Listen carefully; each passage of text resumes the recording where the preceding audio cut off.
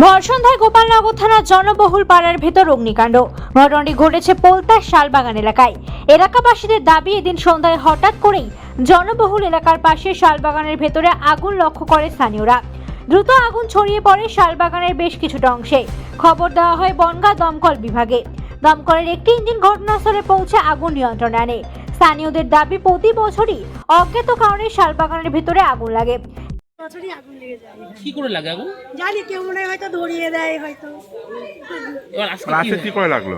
আজকে কি করে লেগেছে জানি না দাদা, ঠিক কি দেখলেন এসে? হ্যাঁ, কি দেখলেন এসে? কি দেখলেন? এসে দেখছি আগুন জ্বলছে বাগানে। আমরা জল টল নিয়ে রেডি করে রেখেছি এখানে জল দেবো বলে। এবার কি করবো, বাড়ি এই তো বাড়ি আমাদের সামনে, ভয় লাগে তাই না, এই জন্য জল রেডি করে একদম রেখেছি। বাড়ির পাশেই তো জঙ্গল। হ্যাঁ, বাড়ির পাশে জঙ্গল, এরকম প্রতি বছরই হচ্ছে। আর কি বলবো। তারপর ফায়ার ব্রিগেড এসেছিল? হ্যাঁ, এই তো এসেছে বাইরে থেকে। এই ঘটনায় শালবাগানের মালিক পক্ষকে দায়ী করছেন এলাকার একাংশের মানুষ। জনবহুল এলাকার ভিতর অগ্নিকাণ্ডের ঘটনায় আতঙ্কিত এলাকার মানুষেরা। ধরেছে হচ্ছে যে মালিক সেই ধরিয়েছে, কারণ এই জায়গাটা বেচবে আর মাটি বেচবে, এই জন্যই আগুনটা ধরিয়েছে। তারপর কি হলো? তারপরে আগুন ধরেছে, এখন ফায়ার ব্রিগেড লিবই দিল, তাছাড়া আর লিব আমরা তো লিবতে পারি না।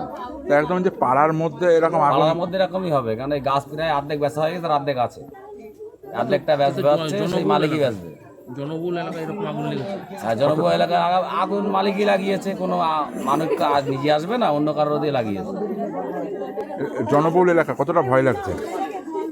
ভয় তো বহুত লাগছে, যদি আশপাশে বাড়ি ধরে দিয়ে ধরে কি হতো। তখন তো বাড়িতে আগুন লেগে যেত, পাশে হ্যাঁ, বাড়ির পাশে বাড়ি আগুন লেগে যেত। এখন আগুন নিভেছে? হ্যাঁ, আগুন লেগে গেছে।